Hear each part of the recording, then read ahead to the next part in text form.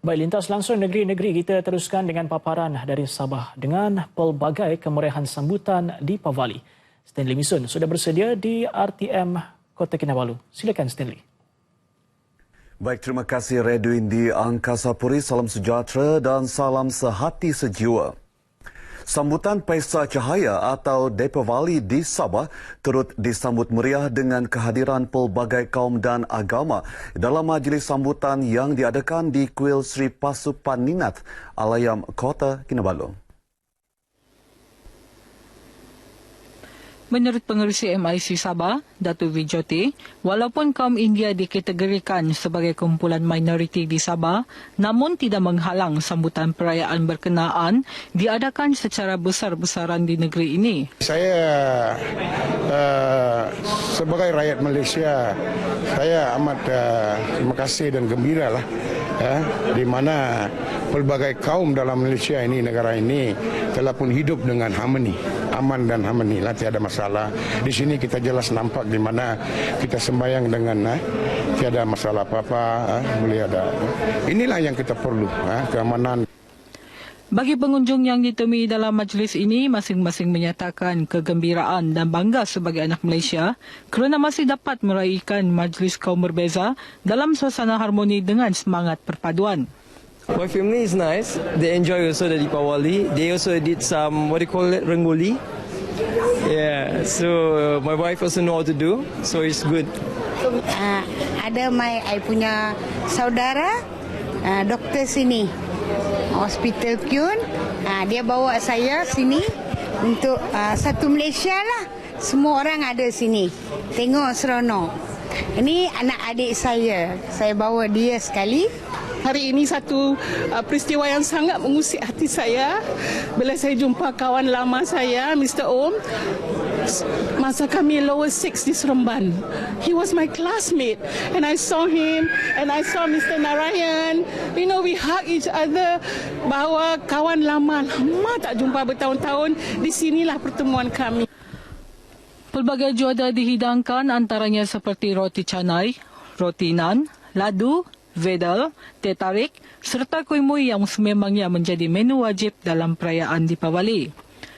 Sementara itu, orang ramai juga dijemput memeriahkan majlis rumah terbuka Deepavali yang diadakan esok bermula pukul 11 pagi di Dewan Serbaguna Kompleks Likas, Kota Kinabalu. Sabah terus memperkasa agenda koridor pembangunan Sabah dan program transformasi ekonomi dengan menumpukan sektor pembuatan sebagai penggerak utama pertumbuhan ekonomi negeri selain sektor pertanian dan pelancongan. Menurut Ketua Menteri Datuk Seri Panglima Musa Haji Aman, pelaksanaan pembangunan berkenaan turut mendapat kerjasama daripada Persekutuan Perindustrian Sabah FSI yang turut komited mempromosi hub perniagaan di Sabah. Antara projek pembangunan yang dilaksana bersama FSI termasuklah fasa 1 projek Lebuhraya Pen Borneo bernilai 12.8 bilion ringgit dan pembinaan pusat konvensyen antarabangsa Sabah. Turut dilaksana ialah terminal kontena pelabuhan Sepanggar yang berfungsi sebagai hub pelabuhan di Sabah serta naik taraf sektor pengangkutan awam menerusi sistem pengangkutan bas rapid bernilai 1 bilion ringgit. Demikian ucapan Datuk Musa sempena Majlis Makan Malam ulang tahun ke-33 FSI di Kota Kinabalu. Teks ucapan disampaikan Timbalan Ketua Menteri yang juga Menteri Pembangunan Infrastruktur Tan Sri Joseph Perrin Kitingan. Menurut Datuk Musa, projek pembangunan yang dilaksana berkenaan bukan sahaja meningkatkan tahap sosioekonomi negeri sekaligus melonjakkan prestasi Sabah sebagai hub perniagaan. Kumpulan Yayasan Sabah KYS merupakan salah satu agensi korporat di negeri ini yang turut menyumbang kepada pembangunan aspek pendidikan di Sabah sekaligus meningkatkan taraf hidup rakyat sejak 50 tahun lepas. Terbaharu bagi melonjakkan lagi aspek pendidikan di Sabah, KYS komited melaksanakan pelan transformasi bahagian perkembangan kanak-kanak yang melibatkan penjenamaan semula program-program dan pembinaan semula bangunan baharu di bahagian perkembangan kanak-kanak. Pengarah KYS Dato' Haji Sapawi Haji Ahmad berkata, menerusi pelaksanaan pelan transformasi tersebut, KYS membangunkan aspek pendidikan secara menyeluruh bermula daripada peringkat prasekolah sehinggalah ke peringkat pengajian tinggi.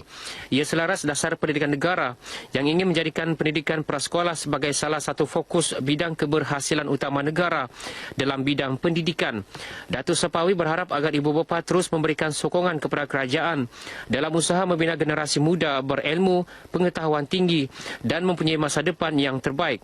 Beliau berucap dalam majlis graduasi prasekolah dan konsert kanak-kanak kumpulan Yayasan Sabah di Auditorium Tun Ahmad Rafai, Menara Tun Mustafa, Kota Kinabalu. Karya sastra yang berkualiti mampu membentuk jati diri bangsa sekaligus menunjukkan keintelektualan bangsa. Sehubungan itu, Dewan Bahasa dan Pustaka DBP sentiasa berusaha memberikan pengiktirafan kepada para penulis di negara ini melalui pelbagai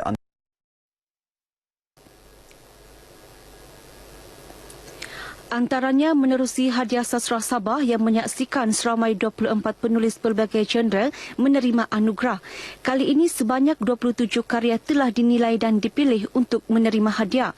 Ketua Pengarah DBP Dato' Haji Abdul Aziz Abbas yakin anugerah seumpama akan menjadi sumber inspirasi kepada penulis untuk terus menghasilkan karya bermutu, seterusnya menerima anugerah lebih berprestij. Beliau berucap sempena Majlis Malam Bahasa Jiwa Bangsa dan penyampaian hadiah Sastra Sabah di Kota Kinabalu. Majlis turut dihadiri Yang di-Pertuan Negeri Tun Haji Johar Haji Mahiruddin dan isteri Tuan Puan Haji Nurlida Tan Sri RM Jasni.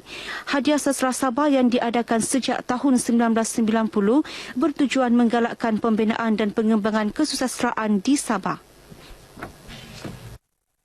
Sekian berita dari Sabah petang ini. Kami warga kerja RTM Sabah mengucapkan selamat menyambut Hari Deva Bali. Teruskan dengan Redwin di Angkasa Puri. Silakan.